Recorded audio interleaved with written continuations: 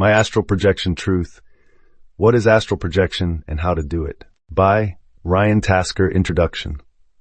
This document is your first step in learning to explore the non-physical environment through the use of a type of projection called phasing. Phasing can be best described as falling asleep, but remaining consciously awake and aware while doing so. My goal for this book is to provide you with the basics of what you need to know to successfully perform this shift of consciousness. To begin, there's one thing you will need above all else, and that's an open mind. I may say things which you don't agree with, or which may go contrary to what you believe, but please do keep an open mind with what I tell you. I don't want you to believe anything I say as fact, nor do I want you to outright dismiss it immediately either. At the very least, I ask that you try out the exercises I provide and see if you can have your own non-physical experiences. The concepts and ideas I speak about in this book are my conclusions that I've drawn from my direct experiences with the non-physical. Unfortunately, what this means is that the most my experiences will ever be to you are beliefs until you have your own experiences that either confirm or deny mine. Both stances are more favorable to simply believing. That is why my goal is to get you to have your own experiences so you may begin that journey. Before we start, I just want to say that my reason for writing this book is to provide you with information regarding astral projection, which is as straightforward, with all mystical, magical connotations removed from it as possible, as I believe these old-world concepts only muddy the water and make learning astral projection extremely difficult. I own and have read quite a few books on the subject of astral projection and the non-physical. Suffice to say that there is a good reason why it took me over 10 years to begin to gain a greater understanding of the wider reality and to see any progress at all. That's because those books are really, really confusing. They teach you the mystical old-world ideology of astral projection. It's an ideology that I feel isn't easily taught to modern people, especially to us Westerners. It's an ideology steeped in magical traditions and mystical hyperbole. I can tell you right now, you won't get that in this book. What you will get in this book are direct answers, straightforward exercises, and the knowledge to know what you're doing, where you're going, and how you're going to get there. I don't beat around the bush. I wish a book like this was around when I was first learning. That way I'd be much further along than I am now. However, I'm definitely no expert at this either. I'm learning alongside each and every one of you. While practicing your projections, you'll eventually run into some people saying, "But you must be special in order to do this stuff." I don't believe that for a second. I believe that non-physical exploration, aka astral projection, is not something magical or mystical. I believe it's something everyone is born to be able to do. It is not part of being human. It is part of being a consciousness. What do you need to bring forth this ability that we all have? You only require the desire to do it and the dedication to practice it. Once you have those, I can promise that you will succeed. Before we start, I'm going to go into a few terms and ideas that I believe you should have a basic understanding of before going any further. Basic concepts of phasing. Phasing. It was Robert Monroe who first coined this phrase and brought to light this method of projection. He began his experiences in the more usual way with what I've come to call the classic separation, OBE. This is when you project yourself seemingly out of your body and into the physical world with all the usual separation symptoms and feelings, along with the possibility of experiencing the well-documented vibrations. There came a point after many years of projecting in this manner that Robert found that instead of going through all the trouble of having to separate himself from his body, that he could lie there and phase his consciousness to focus it away from this physical reality and towards the non-physical. It was done in such a seamless fashion that he would be lying in his bed, he'd feel the shift, and then he'd be experiencing the non-physical. You definitely don't need any experience in order to experience this kind of projection. Fact is, as I mentioned in the first section of this book, you do this method of projecting each time you fall asleep at night. We simply call it sleeping, and you do it unconsciously aware, meaning that when you experience the non-physical in such a manner, you usually aren't aware of that fact. Robert Monroe was an electronics engineer, so he tried to explain what he was experiencing within that paradigm. This is when he came up with the term phasing to describe the action he was accomplishing. Along with Monroe, there was another man I stumbled across when I first joined an astral projection-related forum called the Astral Pulse, www.astralpulse.com.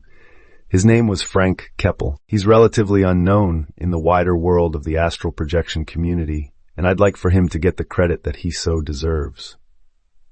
It was directly due to his many posts on the Astral Pulse, which was the catalyst for my own progress.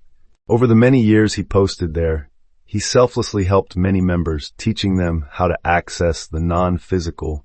Here are a couple paragraphs that Frank, who coincidentally was also a retired electronics engineer, once wrote, explaining the relationship between phasing and electronics. Monroe was an electronics engineer by profession, and it so happens that I too graduated in electronics, so I understand where he was coming from when he talks about phase relationships. You can have two voltages present on the very same wire. You can have many numbers, but for this example, we'll have just two. To all intents and purposes, those two voltages are mixed, but at the same time they are separated. What separates these two voltages is the phase angle relationship between them. Monroe used this phase angle relationship idea as an analogy to describe the relationship between the physical or objective layer of consciousness and the non-physical or subjective layer of consciousness. Each respective area of consciousness occupies the same area in space, and to all intents, they are mixed, but at the same time they are separated.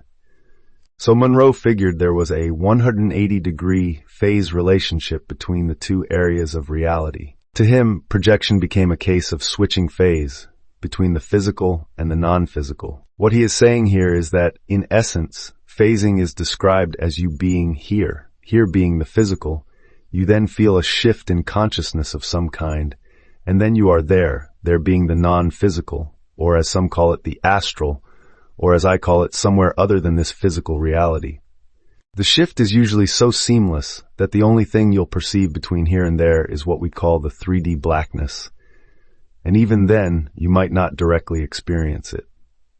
It'll be like the blackness you see when you close your eyes, only it will have a quality of depth to it. It's also referred to as the void, focus 21 in the Monroe focus model, point consciousness state, and many other terms, but more on that later. Another way to describe it is that anytime you shift your focus of awareness from here to there while remaining consciously awake and aware, that would be considered phasing. An example of phasing would be, as I mentioned above, falling asleep at night and dreaming, except we want to fall asleep and dream, but do it and remain consciously aware before, during, and after the shift. Some people might refer to this as a wild, wake-induced lucid dream. These people don't realize this, but for all intents and purposes, it is a full astral projection. States of conscious awareness and the consciousness continuum. Awareness is a property of consciousness, not the result of the reality you are experiencing.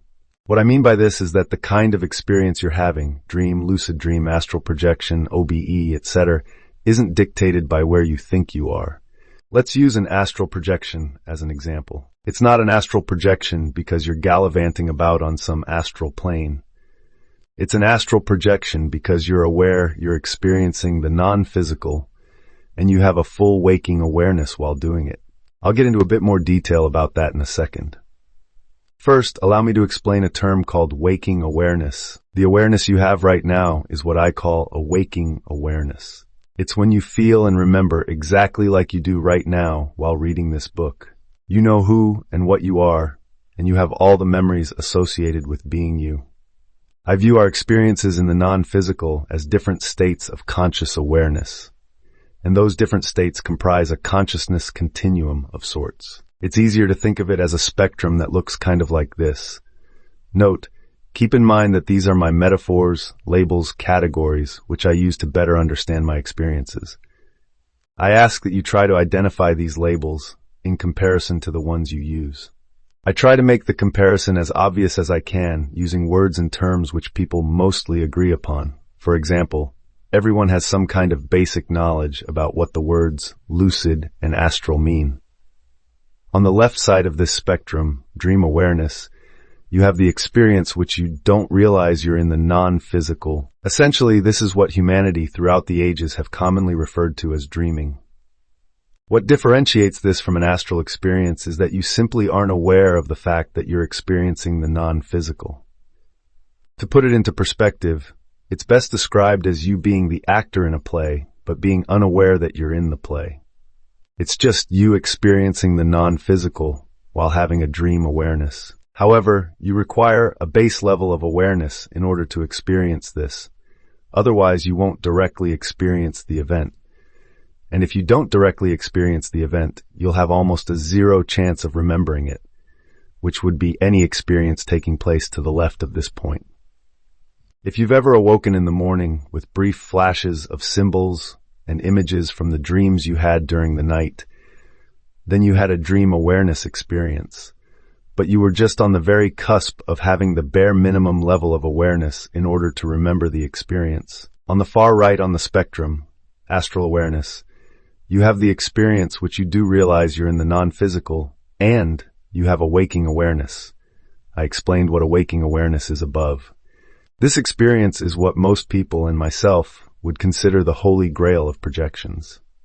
It's what most people refer to as an astral projection. It's you experiencing the non-physical with an astral awareness. To put it into perspective, it's best described as you being the actor in a play, but being fully aware that you're the person playing the part, not the person in the play. I should point out at this point that your awareness can move both ways along this spectrum. You can gain awareness and lose awareness. This is represented by the double arrows on each section.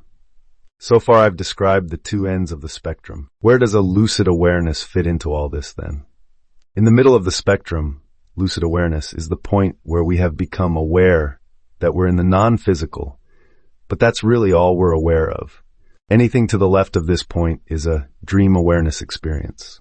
It's important to point out here that the further right you move from the far left, dream awareness, the more clear and vivid your experience will become until you actually become lucidly aware. It's at this point that the only thing you have is a base awareness that you're in the non-physical. The closer you can bring your awareness to your full waking awareness, the further to the right you'll move along this spectrum towards the astral awareness, aka full astral projection. I have some techniques which I'll get to later in this book to detail how you can do this. So as you can see, an astral projection is just a dream where you realize you're dreaming and you have a full waking awareness. However, don't let the just fool you. What most people consider a dream, as I mentioned above, doesn't exist. There is no such fundamental experience called a dream. There is only you experiencing the non-physical unknowingly, and you do this every single night of your life. You're more adept at astral projection than you think you are. You've also had more experiences in the non-physical than you think you have. The line between lucid awareness and astral awareness can be very blurred. Your awareness can float between that range at any time during an experience. You'll start off with lucid awareness, then muster up an astral awareness. Then after some time, you might lose focus and concentration and drop back down to lucid awareness. You could shift right back into a dream awareness too. From this point, it can be kind of hard to get back to a lucid state. For myself, I'll start off with dream awareness, then something will trigger a lucid awareness. Then after that, I'll do my conversion technique, which I'll also explain later, to bring forth my astral awareness. Usually after that, I'll just wake up. So yeah, this is my consciousness spectrum and states of conscious awareness. Hopefully they'll help you recognize what experiences you're having as much as they have helped me progress. An easy way to find out what section your experience belongs in, answer the following questions. 1. Did you realize you were dreaming? Just that single objective, did you know you were dreaming? A, yes, B, no, 2. Did you have a waking awareness in that you had all your physical memories and knew who and what you were? C, yes, D, no. Answers B and C equals dream awareness experience, false awakening. B and D equals dream awareness experience. A and D equals lucid awareness experience. A and C, astral awareness experience. You're probably asking yourself now, how did I come to these conclusions? How did I figure this out? When I first started attempting to explore the non-physical, 10 plus years ago, I was bombarded with terms like out-of-body experience, astral projection, lucid dream, and more, all from the many books I've read on the subject. The only experience I had originally known about were lucid dreams, as I've been having those for as long as I can remember. It wasn't until I really started putting the puzzle pieces together within the last 2-3 years that I figured out the actual nature of these experiences. I found that there is one constant, one commonality that linked all of these supposedly separate experiences. There is one factor which everyone seems to completely ignore. You. Well, more to the point, your consciousness. You are consciousness. This is why these experiences all feel different and separate, because the you is technically different in each state of awareness. You are not only the label, you are the definition. I came to these conclusions because I, as a consciousness, have directly experienced the full spectrum of levels of awareness within a single non-physical experience. I have started an experience with a dream awareness, normal dream, then became lucidly aware, lucid dream, then initiated a technique and brought forth my full waking awareness, bringing me to an astral awareness, full astral projection. Awareness, to me, is a point along the above consciousness spectrum. At each level, it feels like a different and completely separate experience. I can completely understand why people feel this way, but these aren't experiences which you have, they're experiences which you are. There is a big difference between those two statements. Comparing your physical awareness to your non-physical awareness, wouldn't it be interesting if we could derive a direct comparison between the awareness we have while we experience this physical reality to the awareness we have while we experience a non-physical reality? Well, guess what? We can. Why don't you take a look at your awareness when you first wake up in the morning? It feels groggy, drowsy, and unclear. Now compare that to how your awareness is after your first coffee, and then again several hours later. They're all varying levels of awareness within our recognized physical reality, and the key point is that they all feel like very different, unique experiences. However, nobody really pays much attention to that because they know better, right? We know that when we wake up in the morning that it's the physical reality we're experiencing. It's just obvious that we're in the real world, and throughout the day we know what is really going on, right? It's something we just don't question in our lives, because we're taught that this physical reality is all that there is and all that is real. Well, all of those varying levels of conscious awareness take place in the same reality. I experience these same varying levels of conscious awareness in the non-physical as well. Everything from the groggy, drowsy, dream awareness feeling, to the just had a coffee, lucid awareness feeling, to the wide awake, astral awareness feeling. After reading this, I wanted to make one point clear. Don't worry too much about labeling your experiences. If you've read this far, hopefully, I've established that an astral projection is just a dream, where you have a full waking awareness. This is why labeling an experience is for the most part a waste of time, because they're all the same experience anyway. The only thing that differs is how consciously aware you are during the experience. This is why I don't really worry too much if I had a lucid awareness experience or an astral awareness experience, because I know that what's important is that I was consciously aware in the non-physical. I have a set of goals which I always keep solidly in my mind, so even if I'm only lucidly aware, I still remember enough to do them, such as meeting a guide. Sometimes it works out, other times it doesn't, but as I said, in the end, I'm happy that I had an experience outside this physical reality. You should now have a basic understanding of what astral projection is, along with some of the associated concepts of consciousness. I've also provided you with my rough map of consciousness, which you can use to gauge your progress. But don't get too hung up on them, as you'll probably end up ditching mine at some point and begin the creation of your own map. Next, I'll attempt to teach you a couple exercises to get you to have your own experiences, because the only way you're going to learn is through direct, personal experience with the non-physical. Projection exercises. The question we're going to answer now is, how do I go about phasing into a non-physical environment with an astral awareness? Or in other words, how do I project into the non-physical with a waking awareness? In an effort to get you to practicing right away and not waste any time, I'll just jump directly into a couple exercises that you can practice phasing with. after which you should go practice one of them and then continue on reading. The next section will be about some of the problems you might encounter. Try to do the exercises before continuing on, though, to see if you run into any of the listed problems. The 3 exercises I'm going to teach you are called noticing and mental rundowns. And then I'll tell you about a slight twist to the noticing exercise, which has worked well for me. Afterwards, I'm also going to add in some notes on how to convert a lucid awareness experience into an astral awareness experience, and some further notes on the importance of meditation to learning the art of projection. First exercise, noticing. The first one is an exercise called noticing. I'll put Frank's explanation here and then attempt to expand on it a bit, because he has a great way with words. Noticing what? Well, nothing at first. There's not much to see really but blackness. But then after a short while I may see that perhaps one part of the blackness is not quite so black. Perhaps there was just a brief flash of something, then maybe a sensation of a movement somewhere else. Maybe I just heard someone call my name. That's interesting. I might think, I wonder where that came from. But I don't get too curious, I just keep noticing. I might see swirling areas of not quite so black as the rest. I might see flashes of this and that. As I am offering myself these images, my attention is steadily becoming more fixated within. As my attention becomes fixated within, from the act of noticing, at this stage I'm not aware of my physical body.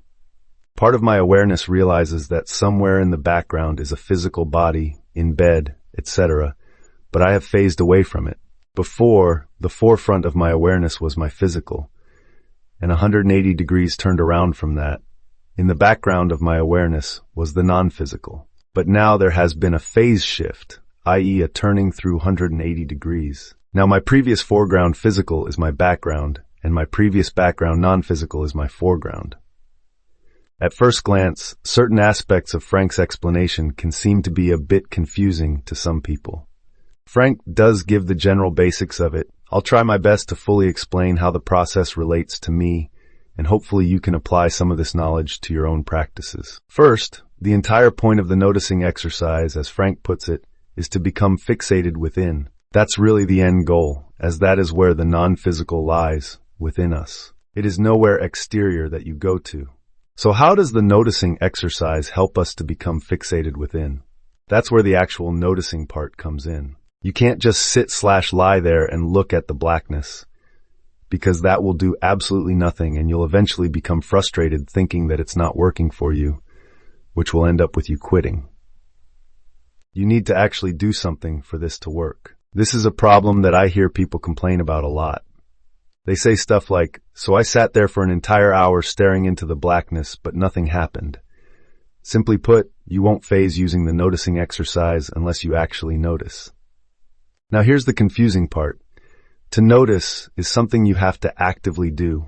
However, you have to remain passively aware while doing it. I know, that sounds confusing, but let me describe how I notice, and I'll go from there. When I actually get to the part of my routine when I begin noticing, I stare into the blackness. It's the same blackness that you see when you close your eyes, however non-uniform it may look. My goal is to notice any changes that happen within that blackness. It can be literally anything. As Frank put it, it could be a flash of something, or perceiving some kind of movement within the blackness. When you begin to see anything, again, do not outright dismiss anything you see. Consciously zero in on it. Your goal is to passively observe. This means, and this is very important, to keep an air of curiosity about what you're seeing. As I see this stuff, I kind of talk to myself while observing it, but I do so without actually talking verbally or thinking it, "Oh, there's something moving, swirling around." To explain that last part, take a piece of paper. This piece of paper is going to represent the blackness behind your eyes. Draw a single dot in the middle of the page, then hold the page up to your face and stare at the dot. It is okay to allow the dot to become unfocused. Actually, that's encouraged as it allows your eyes to relax. The dot represents your fixated gaze within the blackness, or in this case, the whiteness of the paper. Now consciously take in the rest of what you can see of the paper, but don't actually look around. Use your peripheral vision. Try to see any irregularities in the paper. There might be a speck of something somewhere, or a small crease somewhere else that you didn't notice before, and you might be noticing that the paper isn't uniformly white, and you begin to focus in on these newfound items of interest. Notice these irregularities and retain that air of curiosity regarding them. Become more and more curious, and take your consciousness deeper and deeper with each and every aspect that you notice in the paper. The more you do this, the more you will begin to forget about the physical world around you, and the more your consciousness will shift within that which you are gazing at. This is the act of becoming fixated within. Alternatively, you could also do that exercise without the dot in the middle, and just allow your eyes to slowly drift around the page. This also works well as you're not too focused on sticking your eyes to a single place, and the slow movement of the eyes still feels natural. Then translate that over to the blackness behind your eyes, and just allow your eyes to slowly drift around. Either should work just fine as long as you're actually passively observing. So now that you've done that with a piece of paper and with your eyes open, close your eyes and visualize that dot in front of you. Or don't use a dot, up to you. I like to use a small swirling vortex, but that's just me. And do it again. This time, though, you will be staring at the blackness behind your eyes instead of the whiteness of the piece of paper. Remember to never verbalize or think about the things you're seeing and noticing. Try to keep that air of curiosity about it all. One more thing I have learned about noticing that I would like to share. You don't just notice something and then move on to the next thing. It's not an exercise in, oh, there's something and there's something else, oh, and over there is something again. It's a kind of build-up exercise. Each time you notice something, it builds upon the focus that you've already put in, moving into the blackness. The more you notice, the more you move within, and the more you move within, the more you phase your consciousness away from this physical reality and push it towards the non-physical. If you're noticing properly, and your focus is fixating more and more within, you'll no doubt start to see what we call visuals. This will be anything from the slightest sense of movement within your field of vision, to seeing what looks like swirls within the blackness, to seeing full objects. When you start to perceive these visuals, just continue doing what you're doing as you're getting close to projecting. To continue directly into the non-physical from here, it's a matter of allowing the shift to naturally occur. This part can take some practice, as most people find it hard to allow themselves to do anything like this, but it should come almost natural, like a snowball rolling down a hill. It naturally gains the speed it needs until pop, and you're there. Just keep doing what you're doing, and don't impede yourself by trying anything more than noticing. The shift towards projecting can be a gradual thing, where some non-physical environment will seemingly melt into place in front of you slowly, or it could, as I said, pop into existence in front of you kind of abrupt. Second exercise, mental rundown. Our imagination is an aspect of the non-physical. What we imagine becomes real for as long as we're imagining it. We can use this knowledge to our advantage. We do this by creating an imagined scenario, which we call a mental rundown. This mental rundown acts as a primer for our consciousness and gives it something to step into in order to project. To put it simplistically, your goal with a mental rundown is to eventually step into your imagination in full Technicolor 3D. This means you'll find yourself, hopefully, in the very scene that you're visualizing. It's also possible that you'll end up somewhere completely different, but that's just fine as well. There are two kinds of mental rundowns you can do. One, a short rundown that you can repeat over and over again. For example, jumping on a trampoline was a favorite of a few people on the Astral Pulse. The rundown would include the sensation of movement as you bounce up and down on the trampoline. Perhaps add the air rushing past you. You could place this trampoline in a backyard with trees and birds around. Someone in the distance could be barbecuing something, and the smell of it wafts over in your direction. This is a good rundown because it engages several of the physical senses within the scene. Two, the other rundown is a longer, predetermined scene which is more akin to a guided meditation. You can write this one out beforehand, trying to get the details just as you want.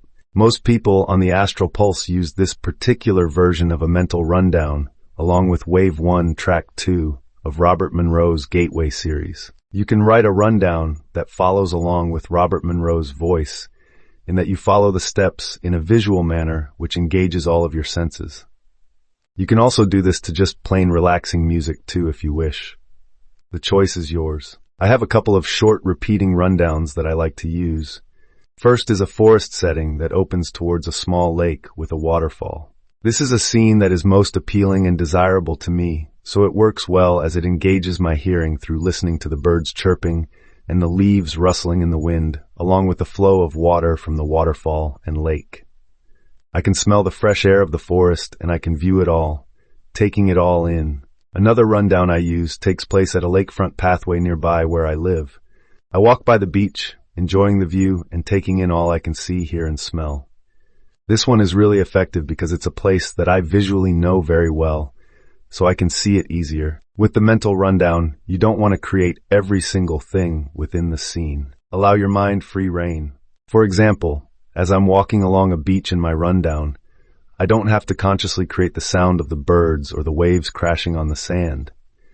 They just come naturally. They're experiences which are filled in by your mind. Just be open to whatever your mind wants to create. Because of this, you don't want the scene to be too perfect or too detailed or complicated. A mental rundown is really a case of the less you visualize, the more your consciousness will fill in the gaps to make the experience happen.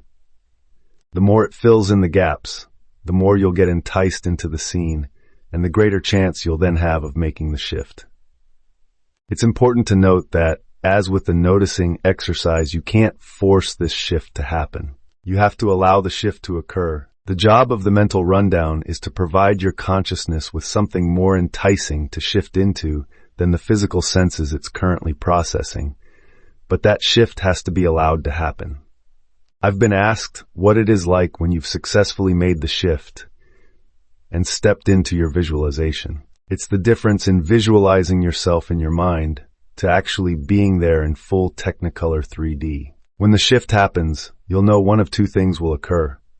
You'll either immediately snap back to your physical body, wondering where you were, or you will gracefully make the shift and be in your mental scene, or perhaps even somewhere completely different, as if you were physically standing there. Have you ever been sitting somewhere doing some work and your mind starts to wander? You begin to daydream. You get absorbed into the daydream so much so that you didn't notice your coworker coming up to you.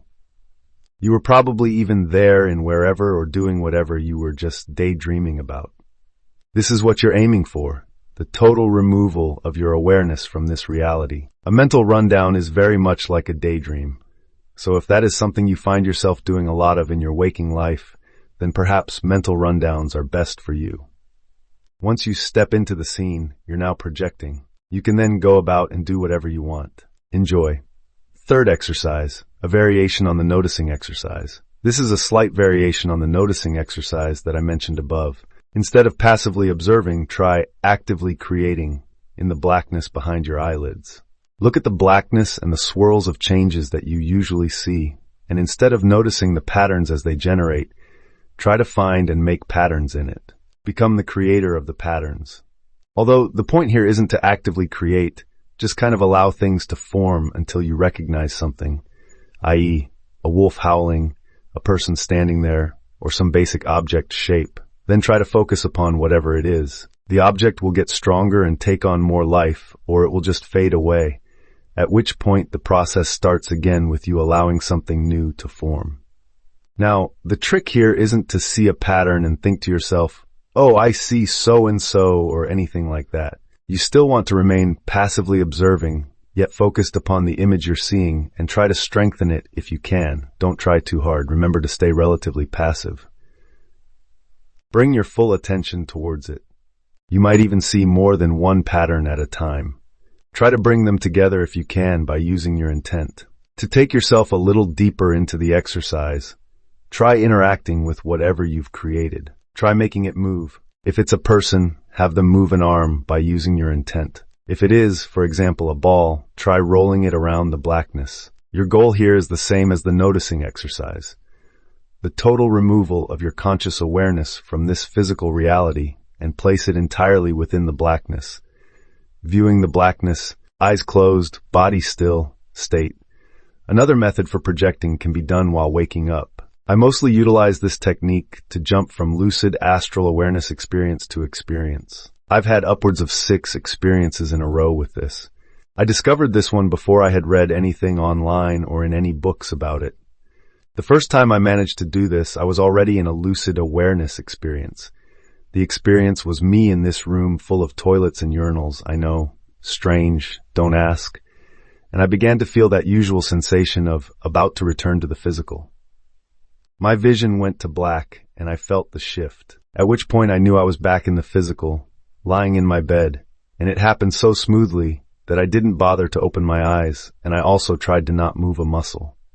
I figured I would try to just lie there, staying as still as I could while keeping my eyes closed, just to see what would happen, if anything. My curiosity was well rewarded, and within what felt like 5 to 10 seconds, I slipped back into my lucid dream at the exact point I had left.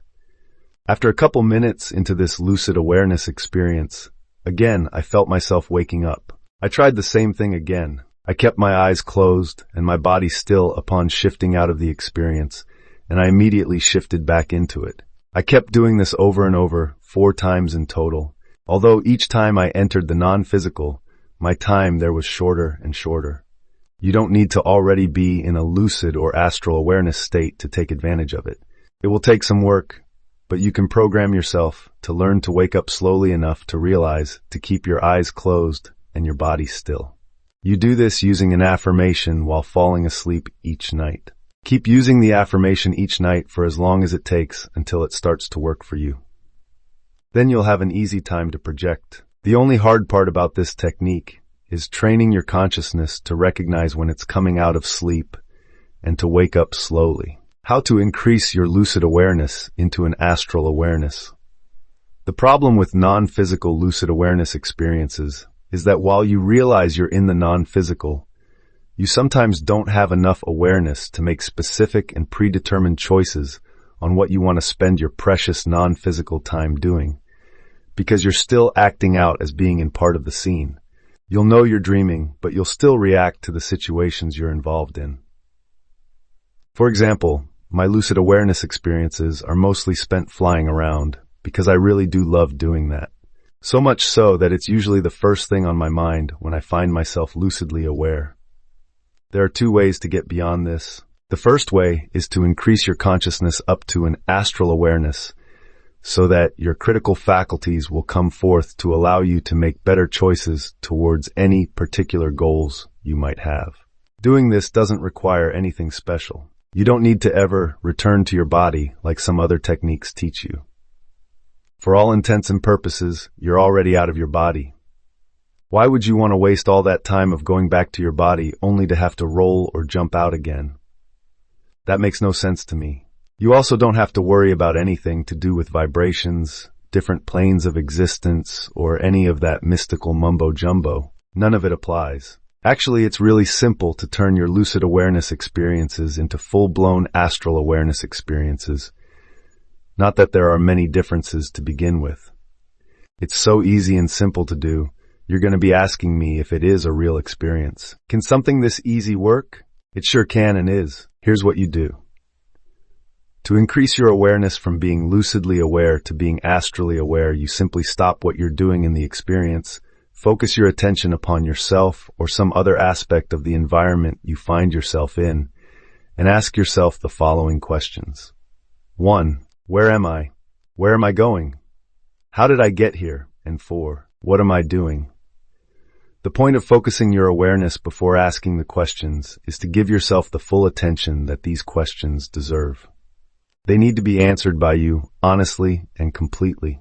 Asking these questions while physical will give you obvious answer that you are wide awake in the physical reality. Asking these questions while in the non-physical will make it obvious that you are not in the physical. Doing this will bring forth your astral awareness, at which point you can then choose, with a much clearer mind, what you want to do that's in the best interest of the goals you want to attain.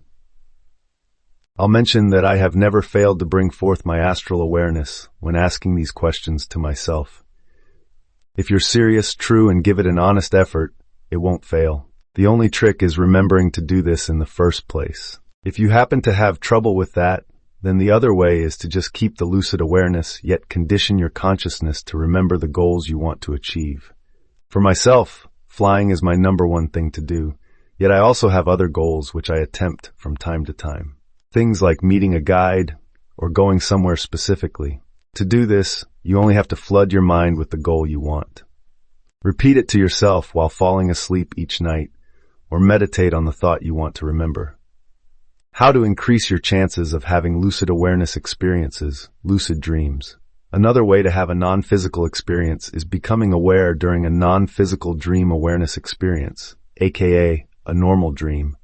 There are certain things you can do to increase your likelihood of becoming aware during an experience. The following are ideas you can use to make such occur. 1. Practice reality checks throughout your day. 2.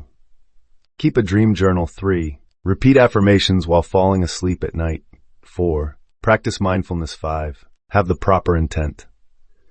The first way to try to increase the number of lucid awareness experiences you have is to practice doing reality checks throughout your day. What this means is that as you're going about your physical life, stop for a second every so often and check to see if you're actually awake. If you're awake in the physical, the check should be obvious. Likewise, if you do a reality check while you're non-physical, it should also be obvious. I tend to use the same questions as in the above section. 1. Where am I? Where am I going? 3. How did I get here? And 4. What am I doing? You can ask yourself these questions in 10 seconds or less. Then when you get the result, you either continue going about your physical life or fly off into the sunset in the non-physical to have some amazing adventure. It's important that the timing of your reality checks happen when you're doing something that you usually do while you dream. For example, you might do a check when you hear a beep on your watch, or perhaps when you look at your hands, or maybe when you go to the bathroom. Timing is everything with reality checks. You'll need to do them for at least a couple weeks before they'll carry over into your non-physical time. Just keep them up and be persistent. They do work. The next thing you can do is to keep a dream journal. This is probably one of the best things you can do, as the benefits are twofold. It helps you to remember your non-physical experiences by programming your subconscious mind into remembering as much of them as it can. Also, we tend to dream the same stuff over and over. The more dream experiences you can actively remember because of your journal, the greater the chance that you'll notice one of those experiences happening while you're in the non-physical. If you can recognize certain dream elements that you tend to dream about a lot, you can use that knowledge to trigger a lucid awareness within your consciousness. For example, say you dream a lot about walking down a side street in a city. This is a dream element that appears in your dream journal quite a lot. Then one night you have a dream that you're walking down a side street in a city. As you're having this experience, you might stop for a second and remember your dream journal entry regarding it. This might trigger your lucid or astral awareness. Another way of having more lucid awareness experiences is to program yourself while you're falling asleep at night by repeating an affirmation. The affirmation should always be kept in the present tense and should allude to you recognizing that you're dreaming. Something like, I am recognizing I am dreaming. Try not to use future tense such as, I will recognize I am dreaming, because your mind will always look at that as being in the future and will never apply it to your present self. That's just how the subconscious mind works. Try coming up with your own affirmations and see which works best for you. Next method to increase your lucid awareness experiences is to practice always being mindful. Always be fully aware of what you're doing and when you're doing it. That level of awareness will travel over into the non-physical with you if you do it enough while awake. It will become part of who you are, and you'll naturally realize that you're in the non-physical. The last thing is your intention. Command your subconscious on a constant basis by saturating it with lucid dreaming and astral projection content. Read as much as you can on the subject. Read books, websites, forums, talk about it with other people. Just keep your mind completely on the subject to the point where your subconscious mind can't ignore it. These are but a few things you can try to increase the frequency of lucid awareness experiences you have. Once you find yourself in the non-physical and lucidly aware, you can then initiate the lucid to astral awareness conversion that you learned above. Other helpful projection tips. The key to most astral projection techniques/methods. After you've had many experiences using many different techniques, you'll probably begin to realize something about the techniques you've been using. Well, that is, the ones that you do from a consciously awake state. I think it's important for people to understand why and how these techniques work, because once you figure that out, you can apply it towards creating your own techniques, which will focus more upon exactly what you feel will help you best. I'd encourage people to take a bunch of techniques they read about here or wherever and try to break them down into their base parts. Try to figure out makes the technique tick. Here's a hint. They're all asking you to do the exact same thing, just in slightly different ways. Okay, that wasn't so much of a hint as telling you. Lol. Just about every technique incorporates visualization or mental concentration focus in some way as a method of fixating your awareness away from the physical. That's it. That's the entire secret. That's what took me over 10 years to figure. I use this concept to create my own visualizations, and you can use this knowledge to further help yourself to project. There's nothing mystical or magical about any of this, and most importantly, anyone can do it. How to stabilize and strengthen your projection experiences. This is one of many techniques which I'm aware of and actually use in order to stabilize my projections and strengthen my awareness to keep it within the reality frame I'm experiencing. In effect, I use this technique to extend my experiences for as long as I can.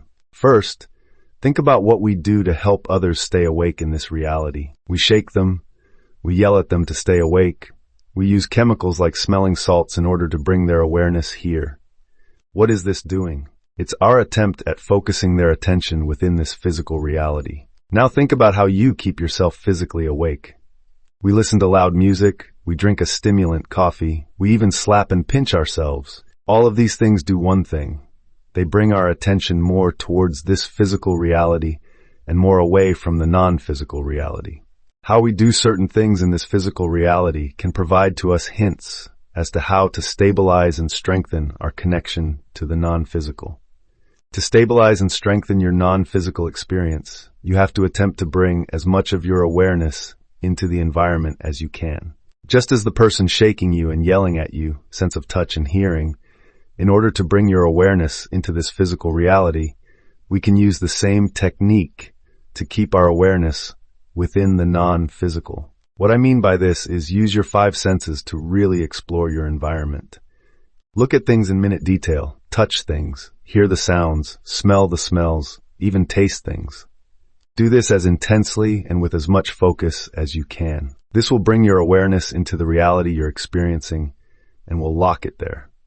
This has become my main method as of late, and I've been experimenting with it over the last few non-physical experiences I've had. You can read them by clicking on my experiences at the top or right side of my website. I've had lucid astral experiences which have gone on for 30-60 minutes doing this. This is my explanation for it. What generally happens when we begin to wake up from an experience like this is that the projector will begin to feel their physical body, and they'll start to pick up on the sensory input from that physical body. What I explain above causes you to ignore those physical senses and further heightens your non-physical senses, which are already active in that reality. Eventually, and if you do it intensely with enough focus, this begins cutting off the physical senses altogether and leaves you experiencing just your non-physical senses and keeps you nice and stable in the non-physical reality. Once you become more experienced, you'll quickly learn the sensation that occurs when you're about to return to the physical. It can be hard to catch fast enough, but when you do, try to quickly initiate this kind of technique to stop it from ending with you returning to the physical. However, it's best to just not wait for that sensation to occur. Do this technique every few minutes while you're non-physical. This will keep you locked into the experience, because if you wait too long and begin feeling that usual waking sensation, then it's usually too late. In which case, you can then do the eyes closed, body still technique I mentioned earlier in the book. Practice this in your waking physical life, and it'll translate nicely into your non-physical experiences as well. How your non-physical perception, what you experience and how you experience it, works. I'm going to explain how I think our perception, what and how you experience, works in the non-physical. Your non-physical perception actually works in much the same manner as your perception in this physical reality works. But because of how the non-physical is malleable to your thoughts, expectations, beliefs, snap judgments, etc., it can play havoc on the true nature of the things we see and experience. First, I'm going to tell you an anecdote that shows how my perception fooled me while physical. I was biking home the other day, and off in the distance I saw what I thought was a dead squirrel lying on its back and its legs sticking up in the air. Now, I was about 50 feet from it, and at the time I was absolutely positive that's what it was. As I biked closer and closer to the dead squirrel, I saw it for what it really was, a folded up piece of fabric.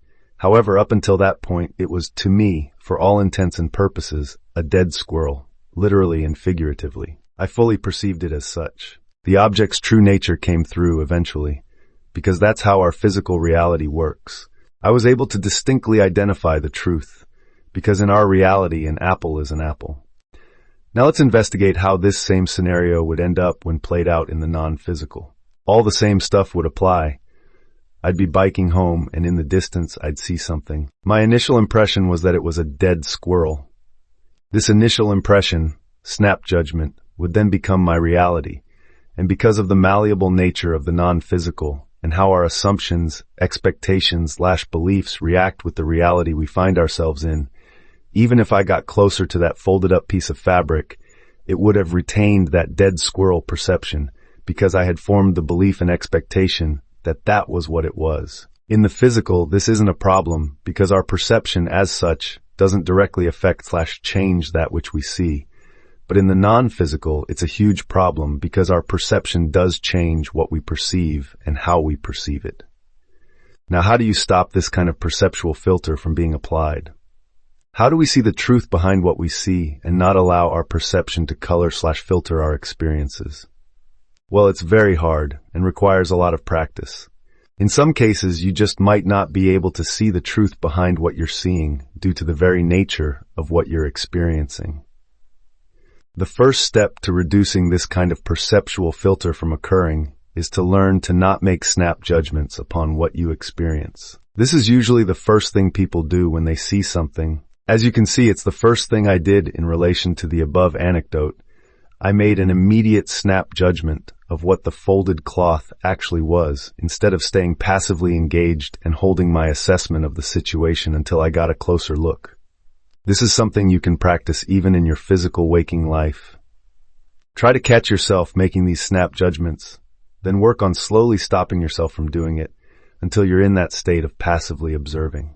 A byproduct of teaching yourself this is that it will also help you to control your emotions and thoughts. That's the next thing you need to learn to control. Learning to control your emotions and thoughts will keep that bit of fuel from influencing your environment, and in turn, will keep the experience as pure true as possible. Let's look at the perils of what would have happened in the non-physical scenario above and how it could have quickly caused a down spiral of the experience. Seeing the dead squirrel up close might have brought forth some sad emotions of me feeling sorry for the poor creature. This would have added fuel to what I was experiencing, whereby something sad would have occurred. Then that scene might have further fueled more emotional sadness, which would have added more fuel to it. In the end, if I didn't nip the original emotional outburst in the butt, I would have been caught in a never-ending emotional-filled loop. The only way out of it would have been to wake up and start over. This one snap judgment might have been the end of a fine non-physical experience. The more you keep your snap judgments, thoughts, and emotions under control, the easier time you'll have directing your non-physical experience and making the most out of it. Here's another example I came up with to further illustrate how your perception works in the non-physical. Meaning, as a consciousness, you can only experience that which you experience within the paradigm of the sum of what you've experienced previously. It also illustrates the subjective nature of our non-physical experiences. For example, you're gallivanting around the non-physical in some alternative reality and you run into a dadiplady. That's completely made up, by the way. How will you know it's a dadiplady? Now, I know what a dadiplady is as I've run into one before, since this is made up. Duh, obviously I haven't. So when I run into one, I have something from my experiences to draw from, so that I perceive it as a dataplady. If I didn't have the experience to draw from, my consciousness would have to scour my experiences for something that resembled it as closely as possible, and then display that. That's the interpretation factor of the subjective nature of our non-physical experiences. It would then appear to me as whatever it was that was the closest representation to what it was that my consciousness could find. Say this datiplati was some kind of big-scaled creature. It might appear to me as a dragon or a dinosaur, since that would be the closest matches that my consciousness could make in order to define it and make it understandable to me. The key here is, make it understandable to me. You can't experience something if you cannot, at least in some small way, understand it. You might find yourself in a reality frame and all you experience while there are flashing white lights. That's not because that particular reality frame is made up of flashing white lights. That's just because flashing white lights was the only way your consciousness could interpret that which you were experiencing, so that it made some kind of sense to you. Now say you have two people experiencing the same reality.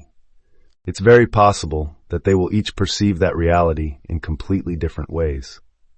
One person might see the flashing white lights as free-floating orbs of light randomly dispersed about, whereby the other person might end up having an experience of rows upon rows of car headlights pointing towards him/her. They both experience the same reality, but the source of the lights and the nature of the lights are perceived completely differently. What you experience in the non-physical, be it dreams, lucid dreams, or astral projections, obas, is real, although how you experience it is a metaphor. It's an interpretation based upon the sum of your previous experiences as something that your consciousness can draw from for that interpretation to take form. Best time to practice. There are, in my opinion, 2 periods during your day at which practice in phasing can be done. They're not specific times of day per se, but rather they're from different initial states of consciousness. You either have slept first, after sleep exit, or you do it from being wide awake, conscious exit. The first, the after sleep exit, is arguably the easier of the two to learn to do as a beginner. You engage a phasing projection method exercise right after waking up from sleep or a nap. The length of the sleep doesn't matter here. What matters is that you fell asleep for any period of time. Upon waking from sleep, your consciousness and body are in the best primed condition and state for initiating a phasing attempt. You are generally completely relaxed from sleeping, and your consciousness is in that slightly groggy yet awake-aware state, teetering on the edge of sleep. This would be the best opportunity to initiate one of the 3 exercises I listed previously.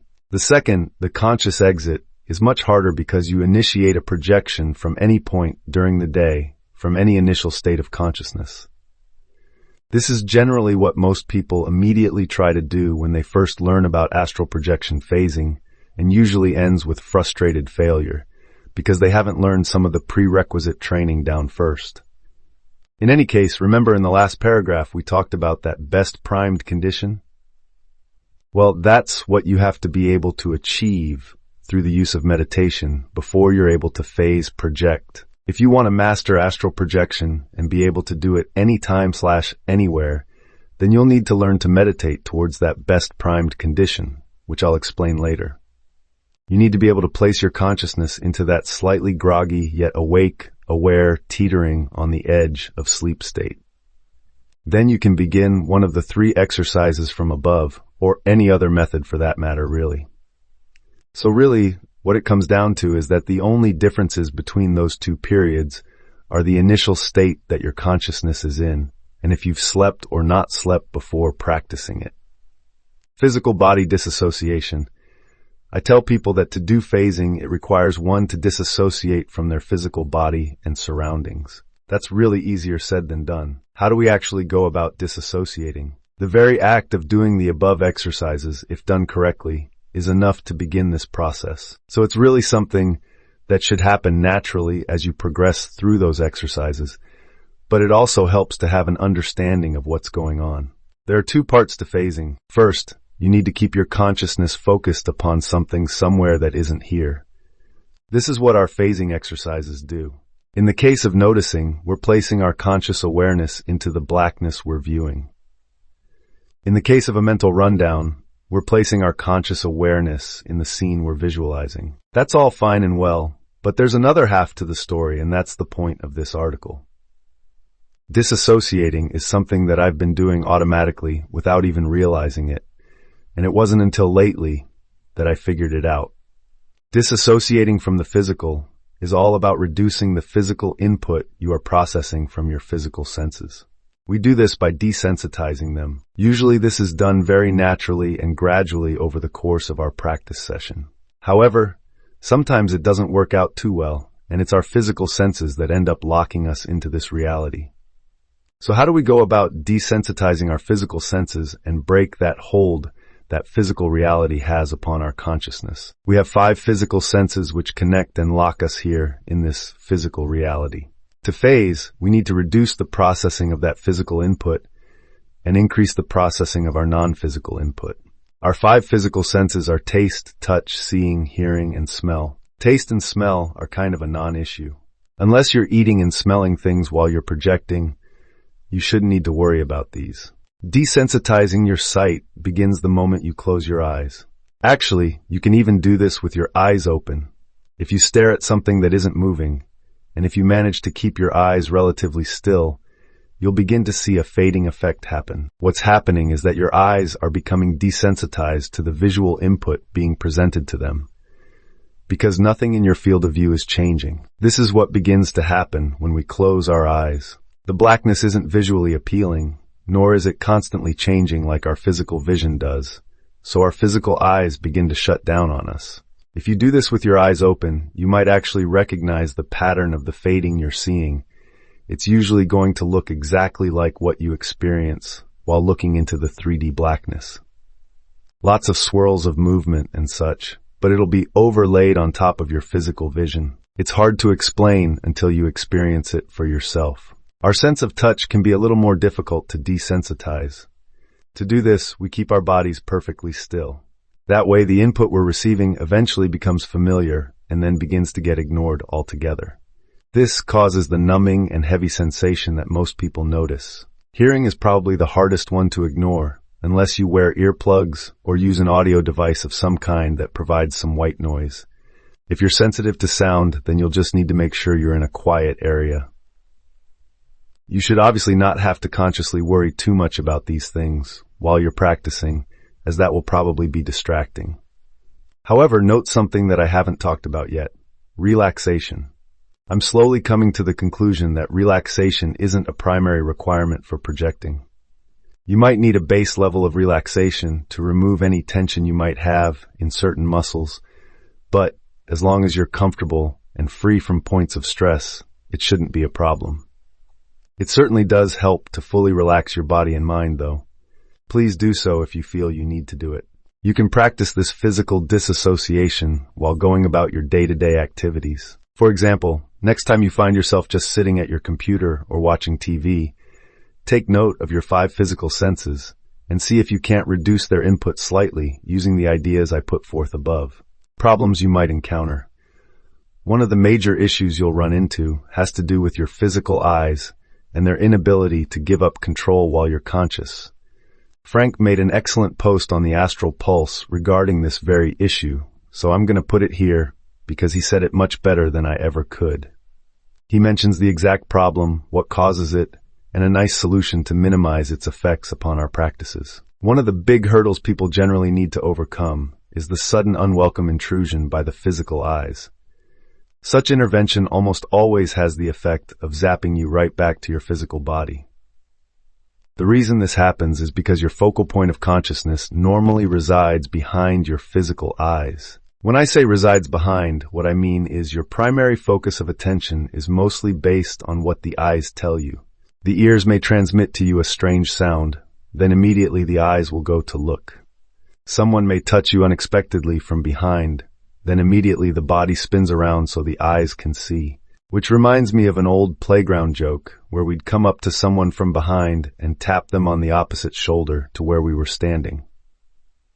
So the person would immediately look and see no one there. If you think about all the various human response actions, you will see that almost always the physical eyes are the primary information providers that determine whatever comes next.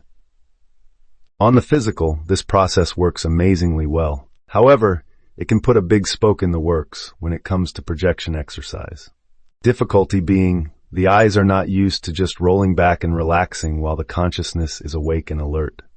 Having an awake, alert consciousness and taking in input from the physical eyes is about as natural as it comes. It used to happen to me all the time where I'd just be settling into a really relaxed state, where it is natural to perceive all manner of outlined shapes and shadows or whirls of color and so forth.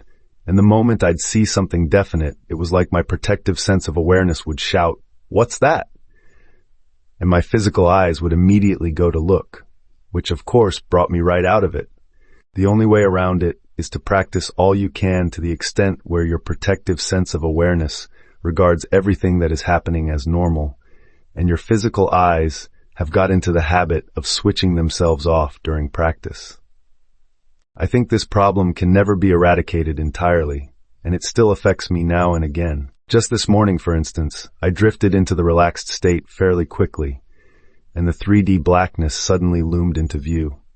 The thought crossed my mind, wow, that must be the quickest to date. Next moment, my protective sense of awareness slapped the brakes on, and my physical eyes immediately became restless, like they were scanning from side to side on the lookout for any danger.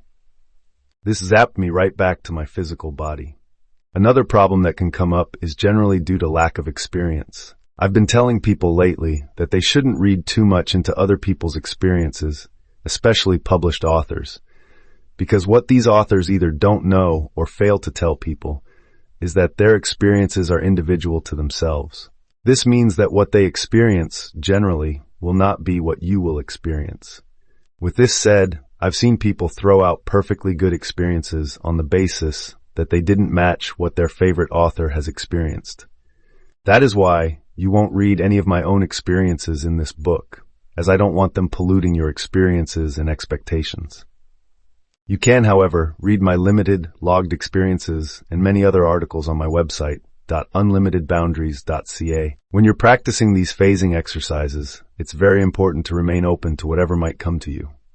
For example, with the noticing exercise, you'll want to make sure you keep an eye out for literally anything that might change in your field of view. It doesn't have to be something completely obvious. It can be something very small. The point is to be aware of everything that's going on, no matter how insignificant it may seem at first. Another problem that a lot of people is when bodily distractions occur. Those times you get a mouthful of spit and/or those dreaded interrupting itches. How you deal with them can ensure you have a good practice session or a big waste of time. People always ask what they can do about things like itches, dry mouth, likewise, or even intruding sounds. I generally start by asking people to consider how they fall asleep at night, because the process between that and getting comfortable to meditate or practice phasing projection are really the same. So ask yourself that. How do you deal with these obstacles so you can fall asleep? Personally, if I'm just sitting down to meditate or practice my phasing, I'll attempt to take care of whatever current distractions that there might be. If I'm already in the middle of practice and an itch occurs, then I'll calmly and slowly move towards the area and scratch it. You should be able to move slightly without losing too much of your relaxation and focus. If this is a problem for you, then I suggest practicing something to that effect because it truly is a good skill to utilize. By treating your practice sessions as a mini-sleep, you can effectively learn how to handle any distraction that your body might come up with. You can try pure willpower and not pay attention to the itch or other problem, but in the end, it's just easier to deal with it calmly than it is to not pay attention to it. For spit problems, try drinking only water before you practice. If you tend to drink a lot of soda pop, Coke, Pespi, etc., you'll find you generate more spit than usual. Now say the distraction is sound related. Say it's something external to you, dog barking, cars driving by, etc. You have only so many options. You can try to stop whatever is making the sounds by, once again, calmly and slowly moving towards whatever is making the noise and quell it. My personal favorite is to listen to some kind of music or something that'll apply a bit of white noise to the room you're in. For me, I use my iPod with various sounds and music files on it. Just make sure your earbuds/headphones don't cause a new distraction for you. Another technique for dealing with sounds is to visualize the sound washing over and past you. This works very well, and if you're like me and want to learn how to deal with sounds without them becoming an obstacle in the first place, then this is the one to practice. Visualize the sound as a wave of water washing over your entire body, going around you and then leaving you forever. It works great. Meditation. A requirement for phasing. A lot of people first learn about projection phasing and metaphorically try to run before they learn to crawl. This causes large amounts of frustrations when they, no doubt, fail at it. They fail at it because they read the myriad of methods, experiences, techniques that are available out there, yet they don't know how to implement them properly. With that said, it's very important that you build the foundation of your upcoming non-physical experiences so you'll be successful. This starts with learning to meditate. I explained above in the best time to practice section that you can practice upon waking from a sleep nap, or you can choose to practice at any time during the day, or even anywhere you want. And I explained that in order to do that, you need to learn to put yourself into that best primed condition state of mind. If you can't get to this best primed condition with meditation, then you're probably best to stick with taking a nap first or practicing in the morning. First step in learning to meditate is to learn to quiet your mind. This means quieting the surface thoughts you have throughout the day. These can equate to the internal dialogue you have going on in your head. I call these mind interruptions.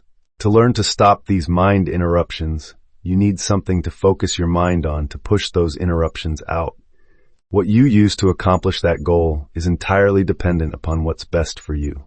The two most common are using your non-physical hearing and non-physical sight to do this. For hearing, you're going to construct a mantra, which is simply a nonsense sound that you come up with which has no meaning that you'll repeat in your head. Its job is to push the internal dialogue out of your head and replace it with uniformity.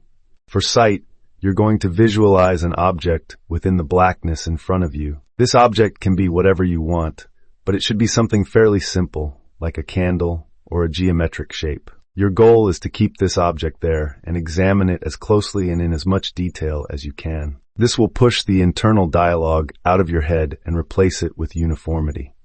Now, you're probably not going to get good at this quickly. It'll take a bit of time and a bit of practice. Your goal is to first learn to focus. Focus towards quieting that inner dialogue. When you notice that you're not doing it anymore, gently and casually nudge your awareness back to what it was you were focused upon, the sight or the sound, and continue. As time goes on and you get better and better, you'll notice that you won't have to nudge as often, and your focus will stick to what it is doing. Once you get to that point, you will be meditating, and you'll also probably notice some strange things which I'll allow you to explore on your own. Also, feel free to scour the internet books for other meditation techniques. There are lots of them, and they're all valid. These two listed here simply might not work for you, so find one that does. Remember that the goal is the same, to quiet the inner dialogue.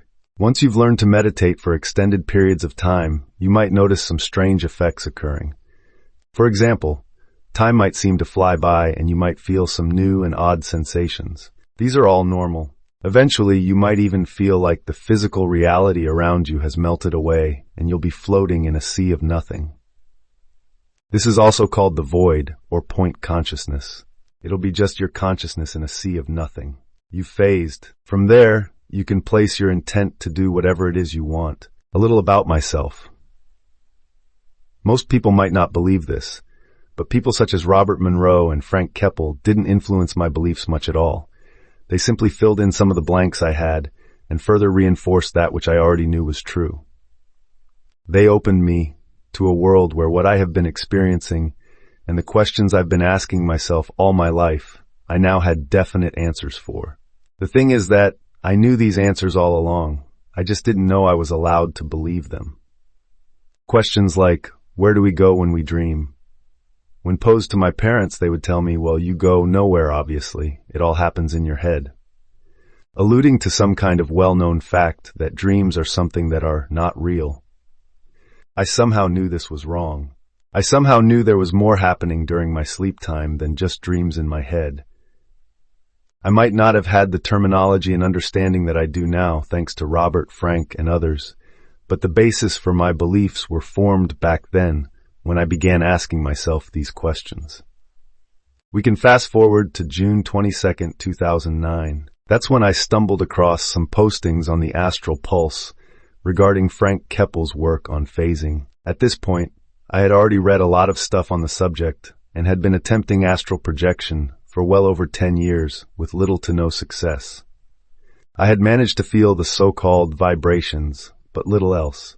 I still hadn't made the connection that dreams were astral projections of a lesser awareness nature. Finally, as Frank says, the penny dropped. I had my link. Finally, the puzzle pieces started to come together. Dreams, lucid dreams, and astral projections were all the same experience. It made so much sense to me. My own experiences gave me the proof I needed. At the time, my known majority of experiences were what I now refer to as non-physical lucid awareness experiences. I have no idea how many of those were actual full-blown astral experiences. It stood to reason at the time that if dreams and lucid dreams are intricately linked, then the next logical step would be that, in some way, they were also linked to astral projections. Then I started remembering experiences I've had in the past, where I wasn't sure they were projections or not, and now I had the answers for them. A good portion of them definitely were astral projections. They were just like my lucid dreams too, except I knew exactly who and what I was, and I retained what I now call a waking awareness during the experiences. As I go back to reread all the books I've read previously, I find that I'm able to glean so much more information out of them. When one understands what is going on, it becomes easier to understand and interpret your own experiences better, but also those of other people as well. Although it's very important to realize that everyone is going to have slightly different experiences because we're all different people. Everyone is going to perceive things differently in the non-physical